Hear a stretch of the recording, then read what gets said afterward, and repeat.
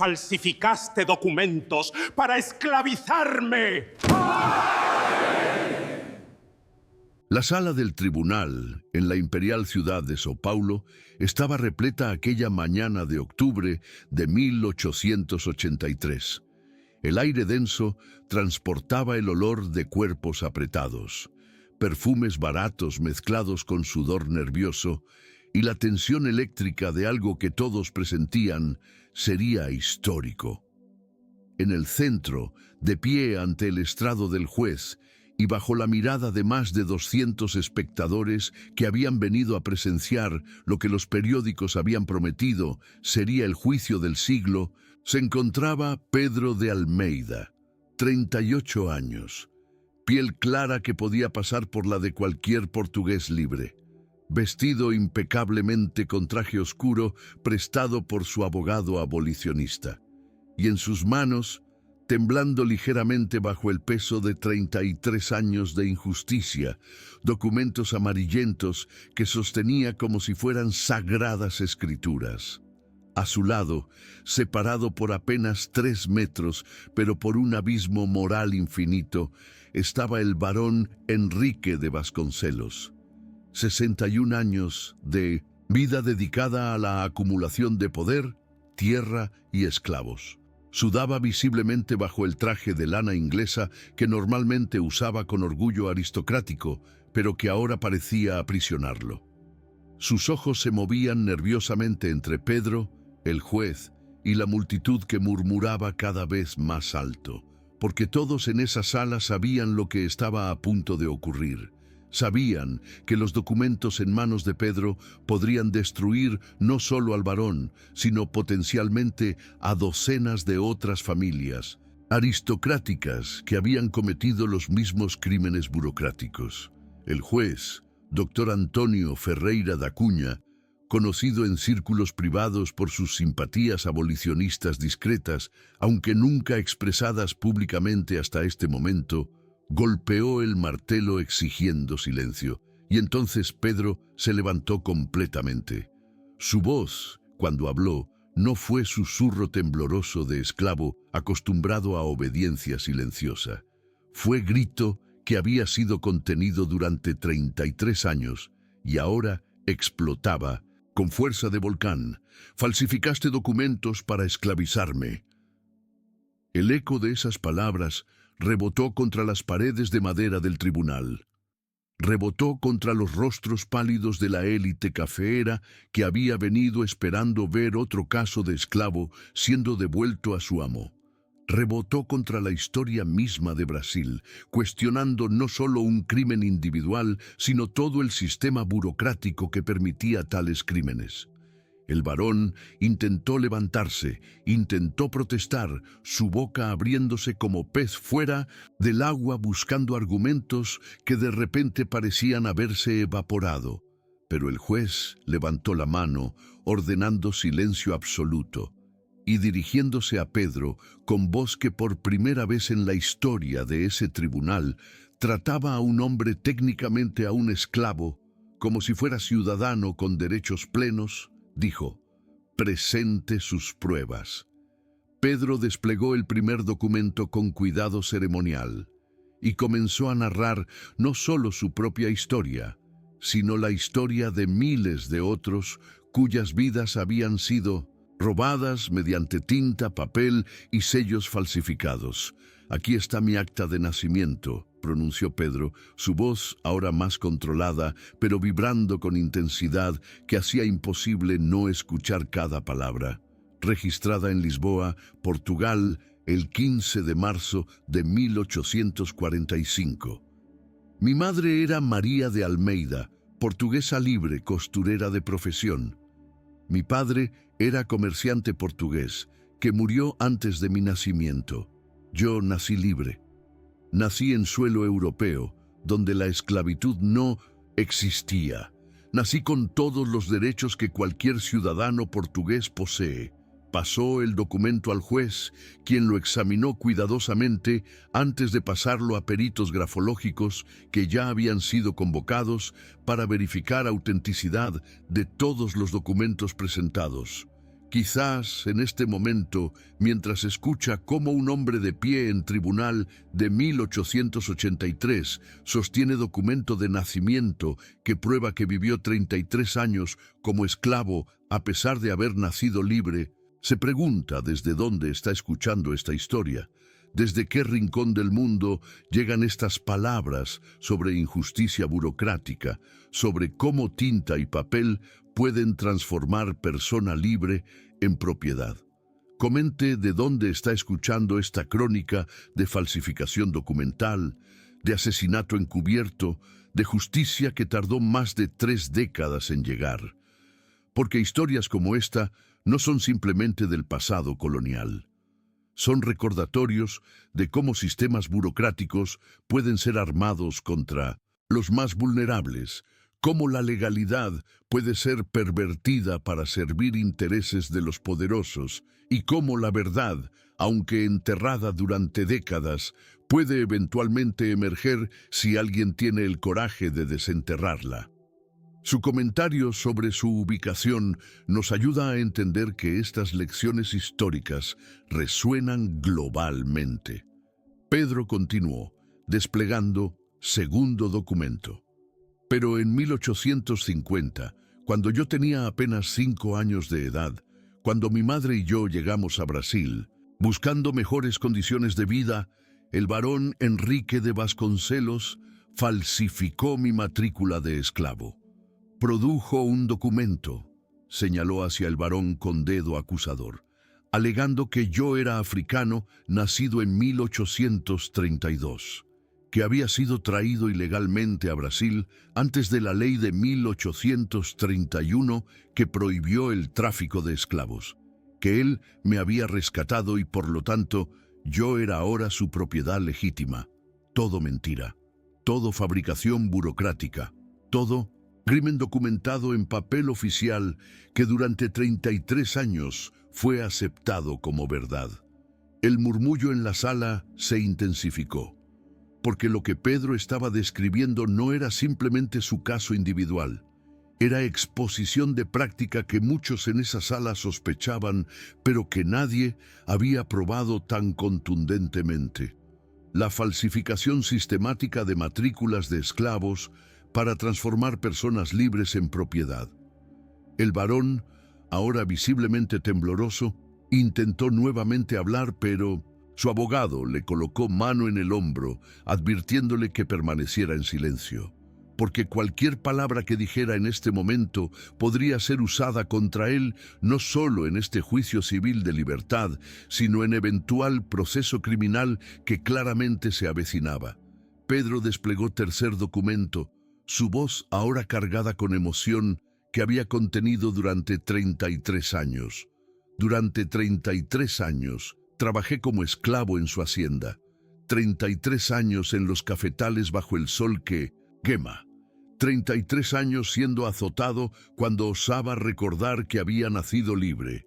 33 años viendo mi juventud, mi fuerza, mis mejores años siendo robados por hombre que sabía exactamente quién yo era. Porque mi madre intentó probar mi libertad. Mi madre intentó comprar mi libertad en 1851. Y por ese acto de amor maternal, por esa osadía de mujer portuguesa pobre que se atrevió a confrontar a varón brasileño con la verdad, él la mandó matar. El silencio que descendió sobre la sala fue absoluto.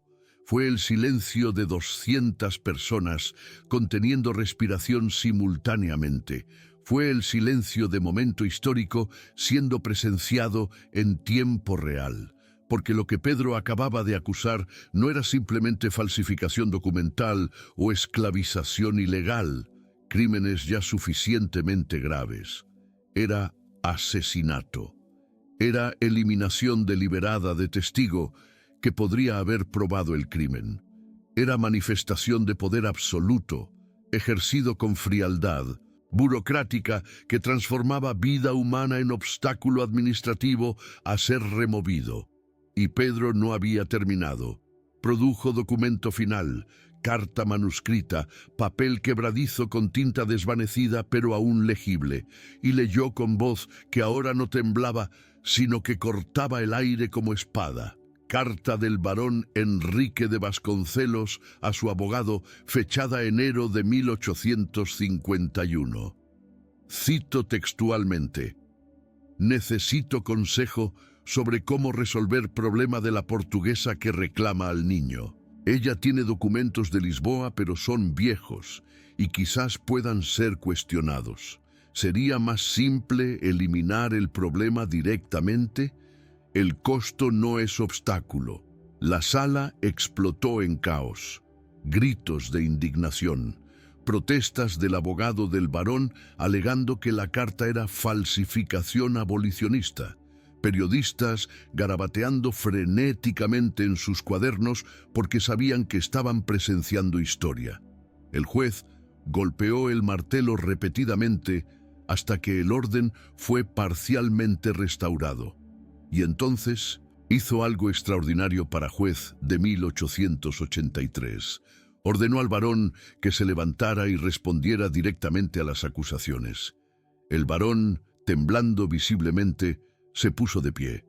Su voz cuando habló fue débil, casi inaudible. Esa carta fue mal interpretada. Yo nunca ordené asesinato. La portuguesa murió por suicidio, ahogada en el río. Hay certificado de defunción que lo prueba. Pedro respondió inmediatamente, su voz cargada con furia contenida de 33 años. Certificado de defunción firmado por médico a quien usted pagaba. Testimonio de suicidio dado por capataces de su hacienda. Todo parte del mismo sistema de falsificación que usó para esclavizarme. Mi madre no se suicidó. Ella fue asesinada porque se atrevió a reclamarme, porque tenía documentos que probaban que yo era libre, porque era obstáculo a su propiedad ilegal de mí, y produjo más documentos, testimonios notariados de 3 personas que habían trabajado en la hacienda en 1851 y que ahora, 32 años después, finalmente se atrevían a hablar porque el ambiente político había cambiado lo suficiente como para que testigos contrapoderosos tuvieran alguna protección. Uno de los testimonios, leído en voz alta por el abogado de Pedro, era devastador. Yo era cocinera en la hacienda Santa Cruz en 1851. Vi a la señora María discutir con el barón sobre su hijo Pedro. Ella mostró documentos de Portugal. El barón los miró y luego le dijo que esos documentos no valían nada en Brasil. 2 días después, la señora María apareció muerta en el río. Pero yo la vi la noche anterior. Ella estaba preparando maletas para huir con su hijo. No era mujer que se suicidaría. Era mujer que luchaba por su hijo. El testimonio continuaba describiendo cómo el varón había ordenado entierro rápido sin autopsia, cómo había amenazado a sirvientes que hablaran sobre lo sucedido, cómo había inmediatamente registrado a Pedro como esclavo en los libros oficiales. Pero para entender completamente la magnitud del crimen del varón, debemos retroceder a 1845. Debemos viajar a Lisboa, Portugal, donde María de Almeida vivía como costurera modesta pero respetable. Ella había quedado embarazada de comerciante portugués que prometió matrimonio, pero murió en accidente marítimo antes de que pudieran casarse. María dio a luz a Pedro en marzo de 1845. Lo registró correctamente en los archivos civiles de Lisboa con su nombre materno porque el padre había muerto, y lo crió sola durante 5 años, trabajando incansablemente como costurera para darle vida digna. En 1850, cuando Pedro tenía 5 años, María tomó decisión que cambiaría todo. Emigraría a Brasil. Lisboa ofrecía pocas oportunidades para mujer soltera con hijo. Brasil, según escuchaba, necesitaba trabajadores europeos y ofrecía salarios mejores. Entonces empacó sus pocas posesiones, guardó cuidadosamente los documentos de nacimiento de Pedro y sus propios papeles de identidad portuguesa y embarcó en junio de 1850. El viaje tomó 6 semanas. Llegaron a Río de Janeiro exhaustos, pero llenos de esperanza. Y allí, a través de Agencia de Empleo para Inmigrantes Europeos, María fue contratada por la Hacienda Santa Cruz del barón Enrique de Vasconcelos. El trabajo inicial era exactamente lo prometido. María como costurera de la Casa Grande, Pedro como ayudante doméstico. Ambos eran libres, con contratos de trabajo que especificaban salarios y condiciones. El varón los trató inicialmente con la cortesía superficial que demostraba a empleados europeos blancos, muy diferente del trato brutal que daba a esclavos africanos. Pero el varón, hombre que veía cada aspecto de su hacienda como oportunidad de maximizar ganancia, comenzó a observar a Pedro con interés calculador. El niño era excepcionalmente inteligente, aprendía portugués brasileño rápidamente, se adaptaba bien al trabajo y principalmente su apariencia física era suficientemente ambigua. Piel clara pero no completamente blanca, cabello oscuro y ligeramente ondulado, que podría pasar por mulato si alguien no supiera su origen. En la lógica perversa del varón, Pedro representaba desperdicio económico. Como empleado libre, Pedro costaría salario mensual a medida que creciera. Pero como esclavo, sería inversión. Trabajaría sin pago, podría ser vendido o alquilado a otras haciendas. Generaría retorno durante toda su vida.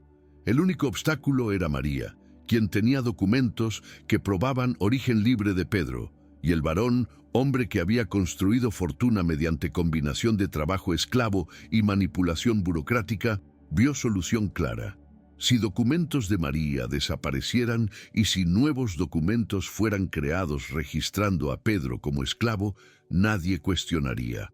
Después de todo, ¿quién creería palabra de costurera portuguesa pobre contra documentación oficial de 1900? ¿Varón respetado? En noviembre de 1850, el varón ejecutó su plan.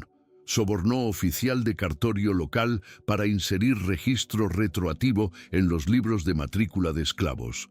El registro declaraba que Pedro era africano nacido en 1832, traído ilegalmente a Brasil antes de la ley de 1831 que prohibió tráfico de esclavos, pero que había sido rescatado por el varón en 1850 y ahora era su propiedad legítima bajo provisiones de la ley que permitían que esclavos ilegales fueran regularizados bajo propiedad de quien los rescatara.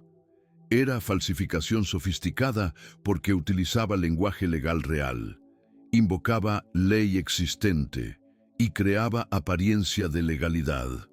María descubrió la falsificación cuando intentó cobrar su salario y el del niño, y el administrador de la hacienda le informó que Pedro ya no era empleado, sino esclavo registrado. María, horrorizada, corrió inmediatamente a confrontar al varón. Mostró los documentos portugueses, mostró el acta de nacimiento de Pedro en Lisboa, exigió que la falsificación fuera revertida, y el varón, con frialdad que caracterizaba todos sus cálculos, le dijo algo que ella no comprendió completamente en ese momento, pero que era sentencia de muerte. Esos documentos portugueses no significan nada aquí. Brasil tiene sus propios registros, y según registros brasileños, su hijo es esclavo. Si no le gusta, puede irse. Pero el niño se queda. María no se fue. No podía irse sin Pedro. Entonces, durante semanas, intentó encontrar ayuda legal. Visitó oficina de abogados en la ciudad más cercana, pero cuando abogados escuchaban que estaba disputando contra varón Enrique de Vasconcelos, rechazaban el caso. Algunos directamente, otros con excusas elaboradas. Todos entendían que confrontar al varón significaba destruir sus propias carreras. María estaba sola, sin recursos, sin poder, enfrentando sistema completo que protegía intereses de hombres como el varón contra reclamos de mujeres pobres como ella. Fue entonces cuando tomó decisión desesperada. Intentaría huir con Pedro de vuelta a Portugal. Si Brasil no reconocería documentos portugueses, entonces regresarían a Portugal donde esos documentos tenían valor. La noche que María decidió huir fue la última noche de su vida.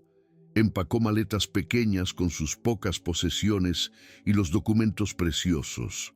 Planeó salir antes del amanecer, caminar hasta la ciudad, tomar diligencia hasta Río de Janeiro y de allí embarcarse de regreso a Lisboa. Pero el varón tenía espías entre los sirvientes. Uno de ellos vio a María empacando y reportó inmediatamente. Y el varón, confrontando posibilidad de que María pudiera eventualmente encontrar abogado en Portugal o incluso en Río de Janeiro que tomara el caso, tomó decisión final. María debía ser eliminada. No lo hizo personalmente. Hombres de su posición nunca ensuciaban sus manos directamente. Llamó a dos de sus capataces más leales, hombres que habían trabajado para él durante años ejecutando castigos brutales a esclavos fugitivos. Les dio instrucciones simples. La portuguesa debe desaparecer. Debe parecer accidente o suicidio. Y debe suceder esta noche antes de que intente huir. Los capataces obedecieron. Encontraron a María caminando por el sendero hacia la ciudad en la oscuridad previa al amanecer, cargando su pequeña maleta. La interceptaron. Ella intentó gritar, pero uno le cubrió la boca. La arrastraron hacia el río que corría cerca de la hacienda, y allí, bajo instrucciones que el varón había dado, la ahogaron. El cuerpo de María fue descubierto al amanecer por trabajadores que iban a los campos. Flotaba en el río, cara hacia abajo. El médico local, quien recibía pagos generosos del varón, examinó el cuerpo superficialmente y certificó muerte por ahogamiento, probablemente suicidio. No hubo autopsia, no hubo investigación. El entierro fue rápido, en cementerio para pobres, sin ceremonias elaboradas. Y el varón inmediatamente implementó amenazas a cualquier sirviente que osara hablar sobre circunstancias sospechosas de la muerte. Pedro, con apenas 5 años, fue informado que su madre se había ahogado accidentalmente. No le permitieron asistir al entierro, y a partir de ese día, su vida como esclavo comenzó oficialmente. Los 33 años que siguieron fueron de sufrimiento sistemático, pero también de resistencia silenciosa. Pedro trabajó en los cafetales desde edad de 6 años. Fue azotado cuando trabajaba demasiado lento. Fue vendido temporalmente a otras haciendas cuando el varón necesitaba dinero. Fue tratado exactamente como cualquier otro esclavo de la propiedad. Pero a diferencia de otros esclavos que habían nacido en esclavitud y nunca conocieron otra realidad, Pedro guardaba memoria de sus primeros 5 años. Recordaba Lisboa vagamente, las calles, los sonidos de la ciudad. Recordaba a su madre diciéndole que era libre. Recordaba los documentos que ella le mostraba. Y se aferró a esas memorias como tesoros durante 3 décadas. A medida que crecía, Pedro desarrolló estrategia de supervivencia. Obedecer externamente mientras resistía internamente. Nunca confrontó abiertamente al varón. Nunca intentó huir porque sabía que capturas de fugitivos resultaban en castigos brutales y marcas permanentes. En cambio, trabajó. Aprendió a leer y escribir secretamente, enseñado por otro esclavo que había sido alfabetizado por misioneros antes de ser vendido. Ahorró cada moneda que, ocasionalmente, recibía de trabajos extras durante festividades. Y principalmente guardó silenciosamente la verdad de su origen. esperando el día cuando las condiciones políticas cambiaran lo suficiente como para que su verdad pudiera ser escuchada. Ese día comenzó a acercarse en 1871, cuando Brasil aprobó la ley del vientre libre, declarando que hijos de esclavas nacidos después de esa fecha serían libres. La ley no afectaba a Pedro directamente. Él ya tenía 26 años para entonces, pero creó ambiente político donde esclavitud comenzaba a ser cuestionada legalmente. Abolicionistas multiplicaban acciones en tribunales, argumentando que diversas formas de esclavitud eran ilegales bajo leyes existentes. Y Pedro, observando estos casos en periódicos que ocasionalmente conseguía leer, comenzó a formular plan. En 1875, cuando Pedro tenía 30 años, comenzó fase activa de su plan. Trabajó incansablemente en tareas extras, reparaciones de herramientas, construcción de cercas, cualquier cosa que generara pequeños pagos. Durante 8 años, de 1875 a 1883, ahorró meticulosamente cada real. No gastó dinero en nada excepto lo absolutamente necesario para sobrevivir. Su objetivo no era comprar su propia alforria. Eso habría costado fortuna que nunca podría acumular, sino pagar investigadores y abogados que pudieran probar que había sido esclavizado ilegalmente. En 1881, con 6 años de ahorros acumulados, Pedro hizo contacto secreto con abogado abolicionista en Sao Paulo. El abogado, Dr. Joaquim Nabuco Jr., era hijo de famoso abolicionista y se especializaba en casos de libertad basados en ilegalidad de esclavización. Pedro le contó su historia completa: nacimiento en Lisboa, emigración con madre, falsificación de documentos por el varón, asesinato de su madre. El abogado escuchó con escepticismo inicial. Muchos esclavos alegaban haber sido esclavizados ilegalmente. Pero cuando Pedro describió detalles específicos que solo alguien que realmente había vivido en Lisboa podría conocer, el abogado comenzó a creer.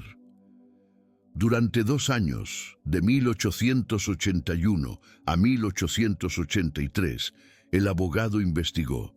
Viajó a Lisboa usando dinero que Pedro había ahorrado más contribuciones de sociedad abolicionista. En Lisboa, localizó registros de nacimiento de Pedro en archivos civiles de la ciudad. Los registros confirmaban todo. Pedro de Almeida, nacido 15 de marzo de 1845, hijo de María de Almeida y de comerciante portugués fallecido. El abogado obtuvo copias certificadas de los documentos. Luego, localizó personas que habían conocido a María, vecinos, otros costureros, que recordaban que ella había emigrado a Brasil con hijo pequeño en 1850. De regreso a Brasil, el abogado investigó registros de la Hacienda Santa Cruz. Descubrió la matrícula de esclavo falsificada por el varón, que alegaba que Pedro era africano nacido en 1832. Las inconsistencias eran obvias.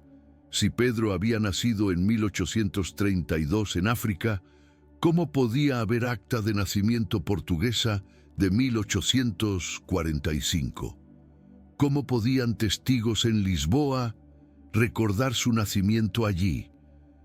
El abogado también localizó, después de búsqueda exhaustiva, 3 antiguos sirvientes de la hacienda que habían trabajado allí en 1851 y que estaban dispuestos a testificar sobre circunstancias sospechosas de la muerte de María.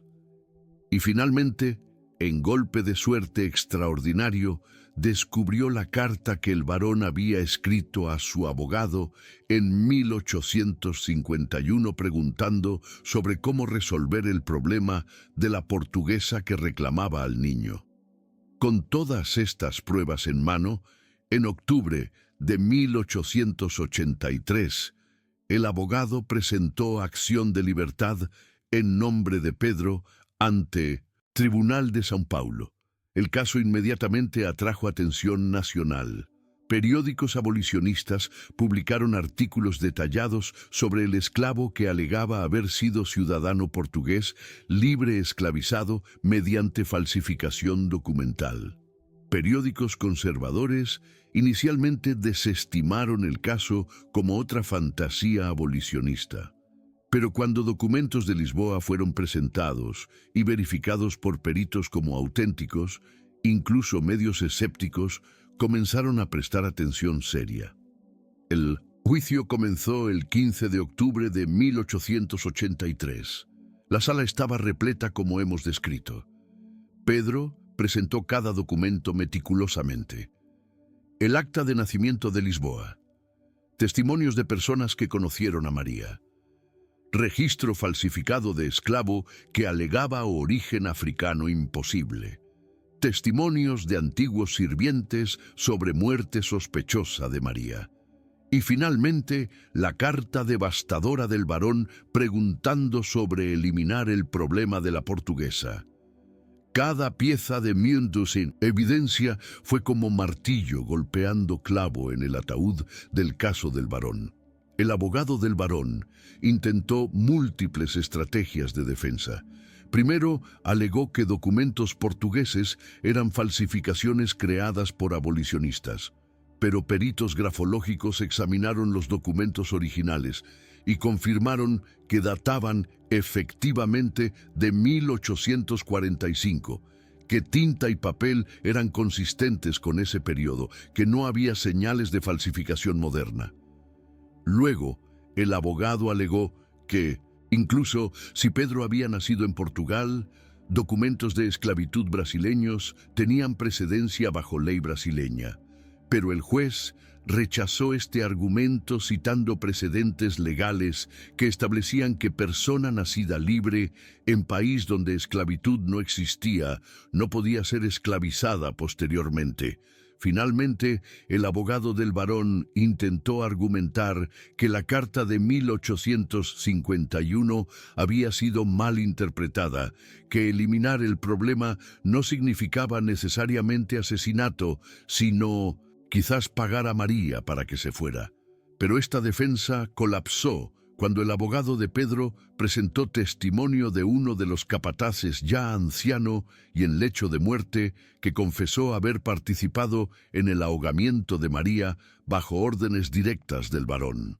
El capataz, consumido por culpa después de 32 años, había dictado confesión completa ante notario semanas antes de morir, específicamente para que la verdad fuera conocida. El punto de inflexión del juicio llegó cuando el juez permitió que Pedro hablara directamente, sin mediación de abogados. Pedro se levantó y dirigió palabras no solo al varón, sino a toda la sala, a toda la nación que leería sobre este caso en periódicos. Durante 33 años viví como esclavo sabiendo que era libre. Durante 33 años trabajé bajo látigo sabiendo que mi madre había sido asesinada para que yo pudiera ser propiedad. 33 años viendo mi juventud, mi fuerza, mi vida siendo robada mientras el varón prosperaba con mi trabajo no pagado. ¿Cuántos años son suficientes? ¿Cuántas vidas deben ser robadas antes de que digamos que esto es crimen y no simplemente negocio? Sus palabras resonaron porque tocaban algo más profundo que su caso individual. Tocaban la pregunta que toda Brasil enfrentaba en 1883. ¿Cuánto tiempo más continuaría sistema que permitía que vidas humanas fueran tratadas como propiedad? Que permitía que documentos falsificados transformaran personas libres en esclavos? Que permitía que asesinatos fueran encubiertos como suicidios cuando víctima era suficientemente pobre y sin poder? El caso de Pedro se convirtió en símbolo de todas estas preguntas, y la presión sobre el sistema judicial para producir resultado justo se intensificó dramáticamente. Mientras el juicio procedía, algo sin precedentes comenzó a ocurrir. El caso atrajo atención internacional. Periódicos en Portugal publicaron artículos indignados sobre ciudadano portugués esclavizado ilegalmente en Brasil. Diplomáticos portugueses en Río de Janeiro presentaron quejas formales al gobierno brasileño. Y lo más importante, el escándalo llegó a oídos del emperador Don Pedro II, quien era personalmente abolicionista, aunque políticamente cauteloso sobre cómo y cuándo implementar abolición para no alienar élite cafeera que sostenía economía brasileña. El emperador, confrontado con escándalo internacional que amenazaba relaciones de Brasil con Portugal y que exponía brutalidad del sistema de esclavitud de forma que era imposible de negar, tomó decisión extraordinaria. Ordenaría investigación imperial directa del caso. Esto era intervención sin precedentes. Normalmente, emperador no se involucraba en casos judiciales individuales. Pero este caso había trascendido lo individual. Se había convertido en crisis diplomática y moral que amenazaba reputación internacional de Brasil. La investigación imperial confirmó todo lo que Pedro había alegado. Investigadores imperiales viajaron a Lisboa y verificaron independientemente los registros de nacimiento. Examinaron documentos de esclavitud y confirmaron que habían sido falsificados. Entrevistaron testigos y confirmaron circunstancias sospechosas de muerte de María. Y principalmente confrontaron al varón directamente, quien bajo presión de investigadores con autoridad imperial finalmente comenzó a desmoronarse. En interrogatorio privado, el varón admitió que Pedro había llegado a Brasil como libre, pero alegó que había registrado al niño como esclavo creyendo genuinamente que tenía derecho a hacerlo bajo leyes de la época.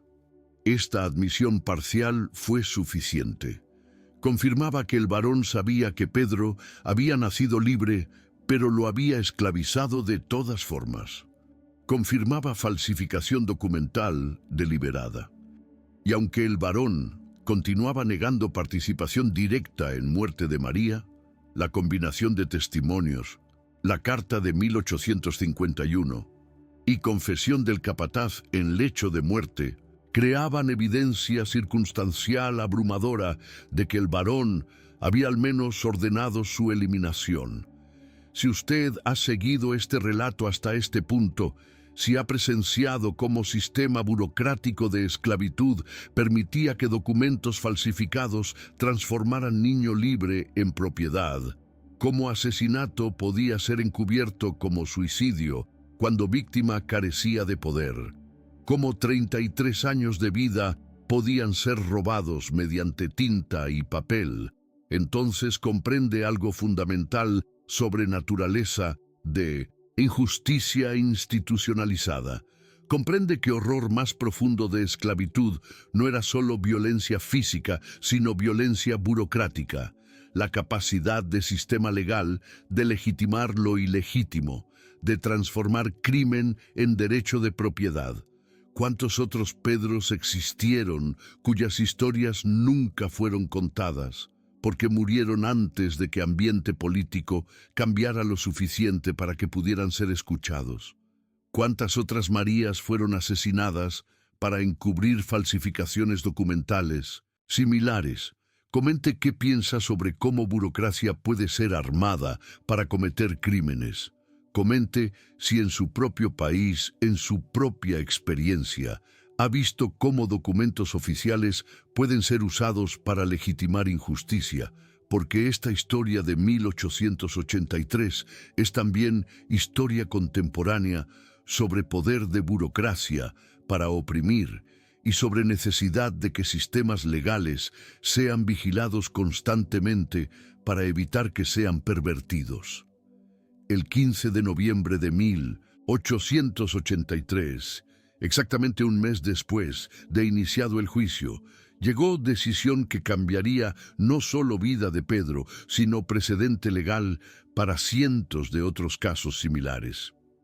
El emperador Don Pedro II, actuando bajo autoridad imperial extraordinaria, emitió decreto personal concediendo libertad inmediata e incondicional a Pedro de Almeida.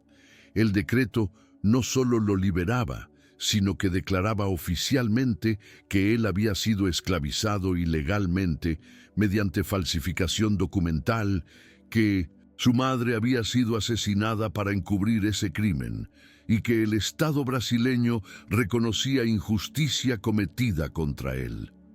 Pero el emperador fue más allá. En movimiento sin precedentes para época, ordenó prisión inmediata del barón Enrique de Vasconcelos bajo cargos criminales de falsificación documental, esclavización ilegal de persona libre y complicidad en asesinato. Era primera vez en historia de Brasil que miembro de élite cafeera era formalmente acusado criminalmente por crímenes relacionados con esclavitud. Normalmente, tales crímenes, cuando eran siquiera reconocidos como crímenes, resultaban en multas administrativas en el peor caso, pero presión internacional y naturaleza particularmente flagrante del caso de Pedro hicieron imposible que el sistema judicial lo ignorara. El barón fue arrestado en su hacienda el 18 de noviembre de 1883. Testigos describieron escena como humillante para hombre que había vivido vida entera ejerciendo poder absoluto. Fue llevado esposado a prisión en São Paulo, donde permaneció durante meses esperando juicio criminal. Su familia intentó usar influencia política para lograr su liberación, pero el escándalo era demasiado grande. Periódicos publicaban editoriales exigiendo que justicia fuera servida. Movimiento abolicionista usaba caso como evidencia de corrupción sistemática que sostenía esclavitud. El juicio criminal del barón comenzó en marzo de 1884. Duró 3 meses. Cada detalle del caso fue revisitado. Cada documento fue reexaminado. Cada testigo fue interrogado exhaustivamente. El abogado defensor del barón intentó argumentar que su cliente había actuado según interpretación razonable de leyes complejas de la época, que no había tenido intención criminal, que todo era malentendido burocrático. Pero evidencia era abrumadora. La carta de 1851 sola era suficiente para establecer que el barón había considerado deliberadamente eliminar a María como problema. En junio de 1884, jurado compuesto por 12 hombres, todos propietarios de tierra porque solo ellos podían servir en jurados en aquella época, deliberó durante 2 días.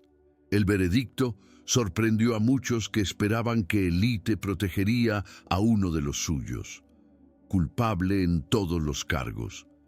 El barón fue sentenciado a 15 años de prisión por falsificación documental y esclavización ilegal, y otros 15 años por complicidad en 1900 asesinato de María, con sentencias cumplidas consecutivamente. Era sentencia de 30 años total para hombre de 62 años, efectivamente sentencia de por vida. Pero el barón no cumpliría sentencia completa. En abril de 1885, menos de un año después de entrar a prisión, fue encontrado muerto en su celda. Causa oficial de muerte fue registrada como fiebre tropical, común en prisiones insalubres de la época. Pero rumores persistentes sugerían envenenamiento. Algunos decían que había sido envenenado por otros prisioneros indignados por sus crímenes. Otros sugerían que su propia familia lo había envenenado para evitar vergüenza prolongada de tener miembro de familia en prisión. La verdad nunca fue establecida definitivamente. Lo que era cierto era que el barón, quien había usado poder y violencia para construir fortuna sobre cuerpos esclavizados, murió en prisión, despojado de todo poder, recordado no como aristócrata exitoso, sino como criminal, condenado. Pedro, mientras tanto, experimentaba libertad por primera vez en 33 años. Pero libertad vino con complejidades que no había anticipado completamente. Él tenía ahora 38 años. Toda su vida adulta había sido como esclavo. No tenía profesión formal, no tenía educación certificada, no tenía red social fuera de comunidad de esclavizados. ¿Cómo construiría vida como hombre libre? El decreto imperial había incluido provisión extraordinaria, compensación financiera. El Estado brasileño, reconociendo magnitud de injusticia cometida, ordenó que familia Vasconcelos pagara a Pedro 10 contos de reis como reparación por 33 años de trabajo no pagado. 10 contos de reis era fortuna considerable en 1884, equivalente a varios años de salario de trabajador profesional. Pedro podría haber usado dinero para establecerse confortablemente, comprar propiedad pequeña, vivir sin trabajar durante años, pero tomó decisión diferente, decisión que definiría su legado más allá de su propio caso. Usaría dinero para educar otros y exponer más casos de esclavización ilegal. Estableció escuela en Sao Paulo específicamente para personas recién liberadas. Escuela donde exesclavos podían aprender a leer, escribir y entender sus derechos legales básicos. Y trabajó con abolicionistas para documentar otros casos sospechosos de falsificación documental, porque investigación de su propio caso había revelado algo perturbador. La práctica que el varón había usado no era excepcional, era relativamente común. Oficiales de cartorio corruptos en toda Brasil habían insertado registros falsos de esclavos en los libros oficiales, transformando personas libres, principalmente crianzas mestizas cuya apariencia física podía ser ambiguamente clasificada en propiedad. Algunos lo hacían por sobornos directos, como en caso de Pedro. Otros lo hacían mediante negligencia deliberada, aceptando palabra de propietarios sin verificar documentación adecuadamente. Entre 1884 y 1888, Pedro trabajó incansablemente con abogados abolicionistas investigando casos sospechosos. Ayudó a identificar más de 200 personas que alegaban haber sido esclavizadas ilegalmente mediante métodos similares. No todos los casos pudieron ser probados tan contundentemente como el suyo. Muchos carecían de documentación portuguesa que Pedro había tenido. Muchos habían perdido contacto con testigos, pero aproximadamente 50 casos resultaron en liberaciones exitosas basadas en precedente legal establecido por caso de Pedro. 50 personas recuperaron libertad que nunca debería haberles sido robada. El caso de Pedro de Almeida se convirtió en catalizador para cambios legales más amplios. En 1885, gobierno brasileño implementó nuevas regulaciones, exigiendo que todas matrículas de esclavos fueran verificadas con documentación de origen. Oficiales de cartorio que falsificaran registros enfrentarían ahora procesamiento criminal automático, y principalmente carga de prueba fue invertida. Si alguien alegaba haber sido esclavizado ilegalmente, propietario debía probar legalidad de esclavización, en lugar de persona esclavizada tener que probar su libertad. Estas reformas, aunque llegaron demasiado tarde para miles que ya habían sufrido décadas de esclavización ilegal, hicieron significativamente más difícil que nuevas falsificaciones ocurrieran y crearon un ambiente donde personas esclavizadas tenían marginalmente más poder para desafiar su estatus legal. No era justicia completa habría sido abolición inmediata de esclavitud, pero era progreso mensurable impulsado directamente por revelaciones del caso de Pedro. En 1888, cuando Brasil finalmente abolió esclavitud completamente mediante Ley Áurea, Pedro tenía 43 años. Había vivido 33 años como esclavo, en 4 años como activista por libertad de otros, y ahora enfrentaba el resto de su vida en Brasil post-abolición. Continuó operando escuela para libertos, que se expandió para incluir entrenamiento vocacional, además de alfabetización básica. Enseñaba personalmente clases sobre derechos legales, usando su propio caso como ejemplo de cómo sistema judicial podía ser usado para corregir injusticias cuando evidencia era suficientemente fuerte. Pero Pedro también cargaba traumas profundos. 33 años de esclavitud no se borraban simplemente por decreto de libertad. Sufría pesadillas sobre azotamientos que había recibido. Experimentaba ansiedad cuando veía oficiales de autoridad y principalmente cargaba dolor irresoluble sobre muerte de su madre. Nunca pudo visitar tumba de María. Había sido enterrada en cementerio de pobres que desde entonces había sido abandonado y sus marcadores perdidos. No pudo traer verdadera justicia para su asesinato. El varón había muerto antes de 1900 enfrentar cargo específico por ese crimen. Todo lo que Pedro podía hacer era honrar memoria de su madre mediante su trabajo educativo y activista. En 1891, 3 años después de abolición, ocurrió evento que complicaría profundamente el legado del caso de Pedro.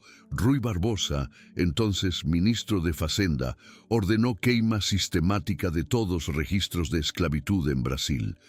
La justificación oficial era que registros serían destruidos para impedir que expropietarios de esclavos pudieran usar esos documentos para reclamar compensación del gobierno por pérdida de propiedad.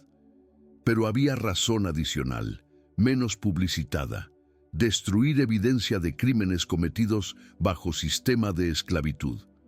La queima fue catástrofe para justicia histórica. Destruyó evidencia que podría haber sido usada para procesar a muchos otros que habían cometido crímenes similares al del varón. Destruyó documentación que podría haber ayudado a descendientes de personas esclavizadas a trazar sus orígenes y entender historias de sus familias. Y principalmente destruyó pruebas de escala completa de falsificación documental sistemática que había permitido esclavización ilegal de miles. El caso de Pedro era excepcional, no en sentido de que era único, sino en sentido de que había sido documentado tan completamente antes de que registros fueran destruidos. Pedro protestó públicamente contra la queima. Escribió artículos en periódicos abolicionistas argumentando que destruir registros era destruir memoria histórica que Brasil necesitaba confrontar, no esconder.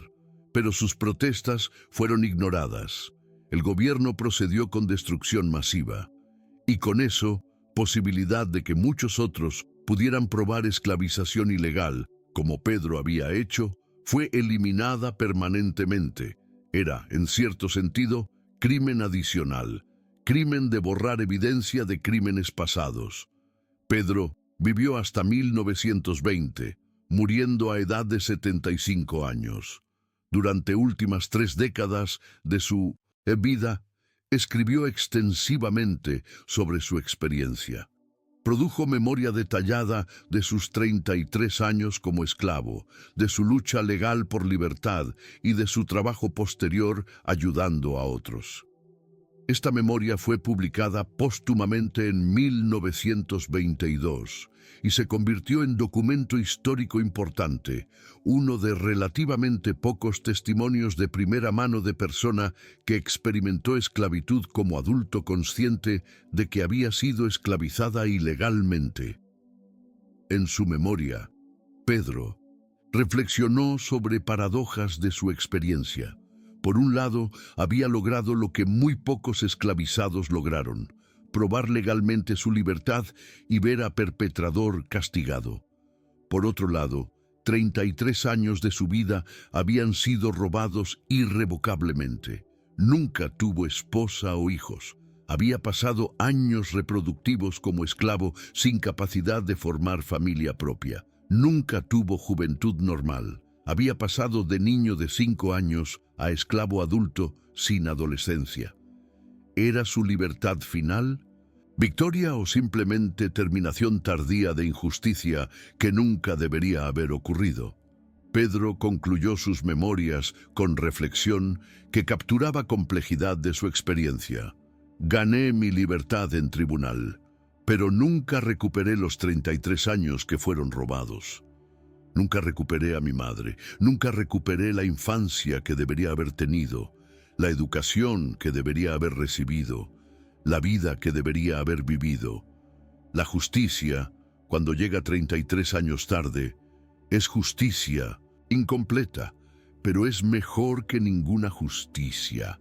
Y si mi caso ayudó, aunque sea a una persona más, a recuperar libertad que le fue robada, entonces el sufrimiento tuvo algún propósito más allá de mi propia tragedia. El legado del caso de Pedro de Almeida resuena más de un siglo después. Su historia es estudiada en cursos de historia brasileña como ejemplo de cómo esclavitud era mantenida no solo mediante violencia física, sino mediante violencia burocrática, mediante falsificación de documentos, mediante corrupción de oficiales públicos, mediante asesinato de testigos que podrían probar ilegalidad. Es citada en debates legales contemporáneos sobre reparaciones por esclavitud y sobre cómo sistemas burocráticos pueden ser reformados para prevenir abusos similares. Pero quizás lección más importante del caso de Pedro es sobre naturaleza de memoria histórica. La queima de registros de esclavitud en 1891 fue intento deliberado de borrar evidencia de crímenes. Y en 1900, gran medida tuvo éxito. La mayoría de casos de esclavización ilegal nunca fueron documentados. La mayoría de víctimas nunca recibieron justicia. La mayoría de perpetradores nunca fueron castigados. El caso de Pedro sobrevivió en memoria histórica solo porque fue documentado tan exhaustivamente antes de queima y porque él mismo escribió memoria preservando detalles. Esto plantea pregunta urgente sobre presente. ¿Qué otros crímenes están siendo cometidos ahora mediante mecanismos burocráticos que serán borrados de memoria histórica si no los documentamos adecuadamente? ¿Cuántas personas están siendo despojadas de libertad, dignidad o derechos mediante manipulación de documentos oficiales que parecen legales en superficie, pero que son fundamentalmente fraudulentos? El caso de Pedro nos recuerda que burocracia no es neutra, puede ser armada, y cuando es armada por personas con poder contra personas sin poder, puede cometer injusticias masivas mientras mantiene apariencia de legalidad. La historia de María de Almeida, asesinada para encubrir falsificación documental, es igualmente importante. Ella representa miles de personas, principalmente mujeres, principalmente pobres, principalmente sin poder, que fueron eliminadas cuando intentaron resistir injusticias perpetradas contra ellas o sus hijos. Su muerte no fue investigada adecuadamente en su tiempo porque su vida fue considerada sin valor suficiente para merecer investigación seria. Solo 32 años después, cuando su hijo tuvo recursos y ambiente político cambió, la verdad sobre su asesinato emergió. ¿Cuántas otras Marías murieron sin que verdad sobre sus muertes fuera revelada jamás? El barón Enrique de Vasconcelos, por su parte, representa tipo de criminal que sistema de esclavitud producía y protegía. No era monstruo excepcional. Era hombre que operaba racionalmente dentro de sistema que recompensaba exactamente tipo de comportamiento que exhibió. maximizar ganancia mediante cualquier medio disponible, usar burocracia para legitimar crimen, eliminar obstáculos mediante violencia cuando necesario. Su castigo fue excepcional, no porque su comportamiento fue excepcional, sino porque fue atrapado en momento histórico cuando presión política hizo imposible protegerlo. Entonces, ¿cuál es la lección final de esta crónica de falsificación, asesinato y justicia tardía? Quizás es que sistemas legales y burocráticos deben ser constantemente vigilados, porque pueden ser pervertidos para cometer exactamente tipos de injusticias que supuestamente previenen. Documentos oficiales parecen neutrales, objetivos, confiables, pero documentos son creados por personas y personas pueden mentir, pueden ser sobornadas, pueden servir intereses de poderosos contra derechos de vulnerables. Quizás lección es también sobre importancia de memoria persistente. Pedro recordó durante 33 años que había nacido libre. Recordó Lisboa, recordó documentos de su madre, recordó verdad cuando todo sistema a su alrededor le decía que era esclavo. Esa memoria, guardada durante décadas, eventualmente se convirtió en base para su liberación. ¿Cuántas otras verdades necesitan ser recordadas persistentemente hasta que momento político permita que sean escuchadas? Quizás lección es sobre necesidad de documentación. El caso de Pedro tuvo éxito porque fue extraordinariamente bien documentado. Acta de nacimiento portuguesa, testimonios de testigos, carta incriminadora del varón, confesión de capataz.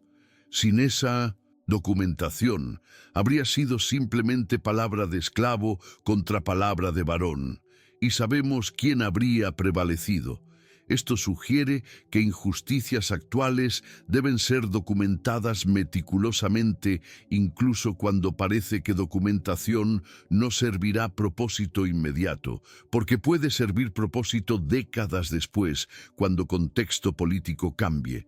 Y finalmente, quizás lección es que justicia tardía, aunque incompleta, es mejor que ninguna justicia.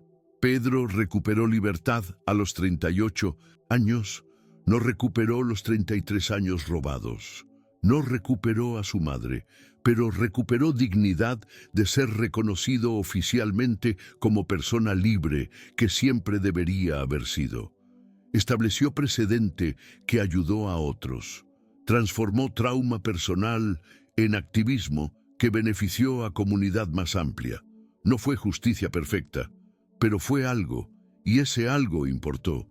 Si esta crónica de burocracia armada, de madre asesinada, de hijo que esperó 33 años para probar verdad que siempre supo, le ha tocado de alguna manera, si le ha hecho reflexionar sobre cómo documentos oficiales pueden mentir, cómo sistemas legales pueden ser pervertidos, cómo memoria persistente puede eventualmente vencer falsificación institucional. Entonces, lo invitamos a reflexionar profundamente. En su propia vida, en su propia sociedad, ¿qué verdades necesitan ser recordadas hasta que puedan ser escuchadas? ¿Qué documentos oficiales aceptamos sin cuestionar que quizás deberían ser cuestionados? ¿Qué injusticias están siendo cometidas ahora que generaciones futuras mirarán con horror y preguntarán por qué no hicimos nada? Su suscripción a este canal es compromiso de mantener vivas estas memorias históricas. Es decisión de permitir que voces como la de Pedro de Almeida y María de Almeida continúen siendo escuchadas más de un siglo después de que vivieron y murieron. Es reconocimiento de que historia no es simplemente pasado, sino lección continua sobre presente. Gracias por acompañarnos en esta jornada a través de falsificación, asesinato, esclavización ilegal y justicia que llegó 33 años tarde, pero que finalmente llegó. Que sus nombres, Pedro, María y sí incluso el varón como advertencia, no sean olvidados. Que sus historias nos recuerden constantemente vigilar sistemas de poder, cuestionar documentos oficiales, preservar memoria de injusticias y luchar por justicia incluso cuando parece imposiblemente distante. Porque a veces, como Pedro demostró, lo imposible simplemente requiere 33 años de espera, preparación meticulosa y momento político correcto. La verdad puede ser enterrada, pero si es recordada persistentemente, puede eventualmente emerger. Y cuando emerge, puede cambiar historia.